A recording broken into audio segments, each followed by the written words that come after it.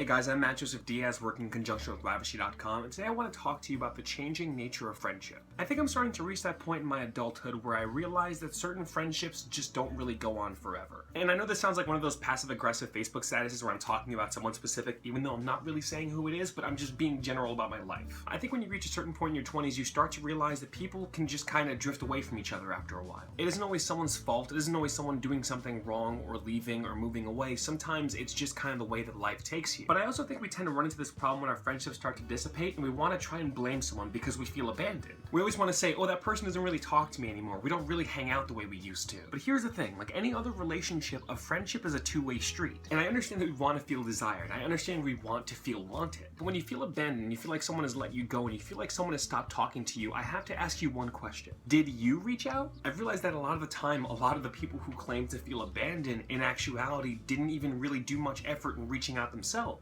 And part of it is because we want to know that we're wanted around, and another part of it is our pride. But here's the thing.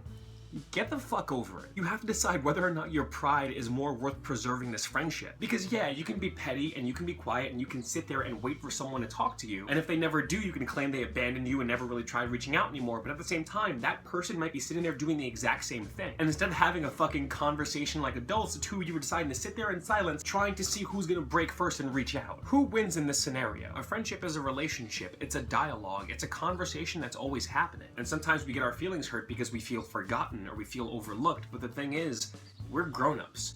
People get fucking busy. People have jobs and responsibilities and other relationships they have to maintain as well. And the fact that you haven't hung out or didn't reach out isn't because you don't care. It's because you know that that friendship can stand the test of time. It isn't because that person isn't important to you. It's because you know that when the smoke clears and things start to calm down, that person will still be there in your life because they matter to you that much. Don't mistake people being busy and people having priorities with people not caring. And if someone really matters to you, don't worry about pride. Reach out to them and reach out to them sincerely. Don't be passive aggressive and don't be weird about it. And even if you can't make time to hang out with each other, then you know that you're in each other's thoughts. Your friendships are important relationships that help shape the fabric of who you are. And sometimes they're lifelong, sometimes they last forever, but also sometimes they just start to drift away, and that's okay too. Sometimes you come across each other in an important part of your lives and you become close to each other. You have those memories and those experiences, and then as you continue to grow as people, maybe you start to separate. But that friendship hasn't gone sour. The nature of it has just changed. And that's nothing to feel ashamed of or be disappointed about. If these friendships are that important to you, you can have the conversation. You can have hurt feelings. You can be jealous or envious, but you still have to talk about it. And even if things don't go perfectly, you can always say you gave it your best. Well guys, that's all for now. Check out Ravishly.com for a bunch of great articles, including stuff that I write. Check out my Instagram, Twitter, Tumblr, Facebook, all at Matt Joseph Diaz.